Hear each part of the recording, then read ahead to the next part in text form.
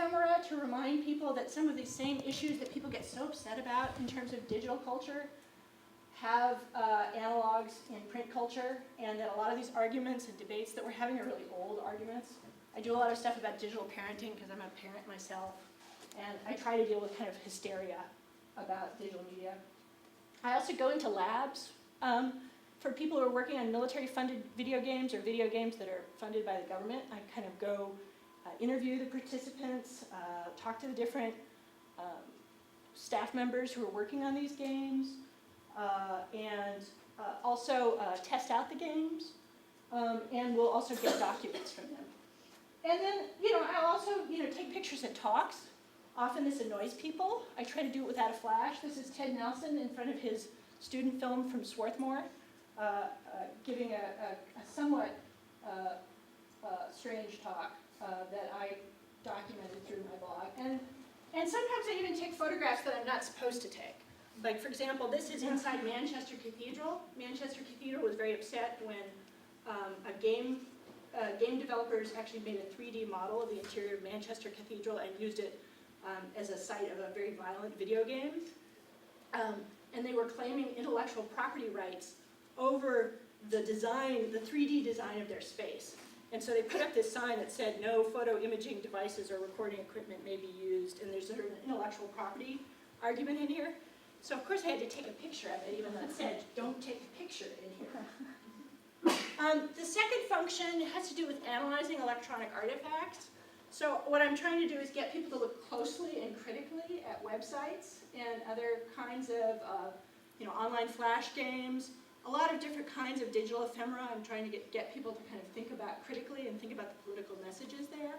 So for example, this is the sexual harassment tutorial that we're supposed to take. I took this 2 years ago, and I was pointing out that there's all this stuff about policing women's clothing and nothing about men's clothing, and that there were some sort of interesting issues about gender and sexuality that I thought they weren't really examining. This is from a website about American history from a sort of famously litigious independent scholar who actually served one of the members of this room with a DMCA takedown notice. And I couldn't help but notice the fact that on his website, it's National Women's History Month, right? And so he has these pictures about women's history, but hey, look what else he has. He has paid ads. Click on your favorite screensaver. Click me. She's waiting for you. Mate 1. And so I sort of thought that this guy was a pretty big hypocrite, that he was abusing the Digital Millennium Copyright Act, and he shouldn't be claiming to be any of the things he was claiming to be. I also look at things like virtual tours. This is a virtual tour of the White House. I look at children's websites. This is an incredibly stupid site from the Department of Homeland Security.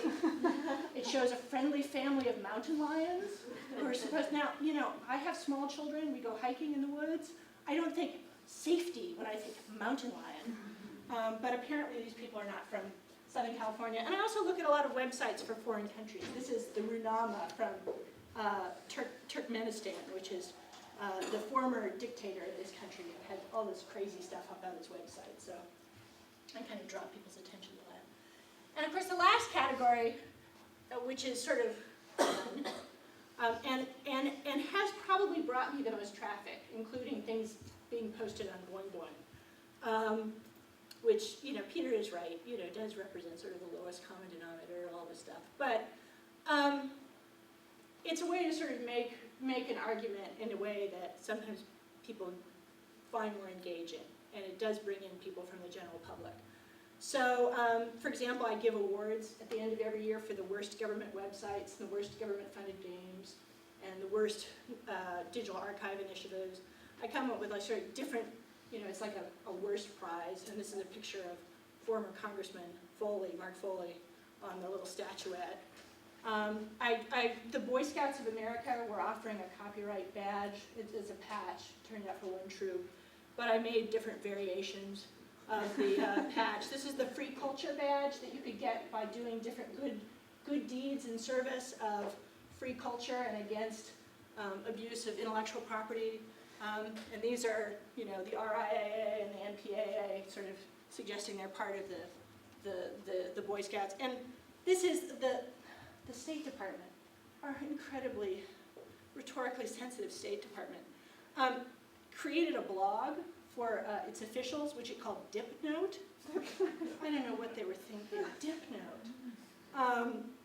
And it's a truly terrible blog. So I actually created a whole parody of the blog called Dope Note. And this got picked up by the USC Center for Public Diplomacy for their blog, and a lot of military blogs also picked up on it. And then, of course, I had to do kind of Romulus and Remus, social marketing and public diplomacy, which are two areas of public rhetoric I write about a lot.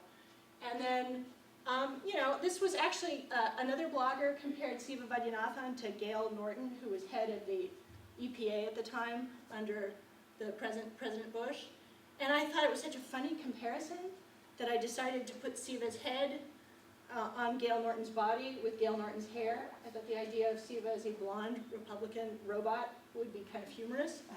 And even though it violated a lot of the rules about gender and ethnicity that photoshopped images can break, Siva actually invited me to join his blog as a team member shortly afterwards. So he thought the image was pretty funny too. So that sort of gives you a sense of sort of the ways that I'm using images in blogs, but I can talk more about, there's actual prose there as well, sometimes paragraphs and paragraphs of it. So we can talk about that as well. So Peter, if you would come back up to the front, maybe we can have some conversation with students about some of these things.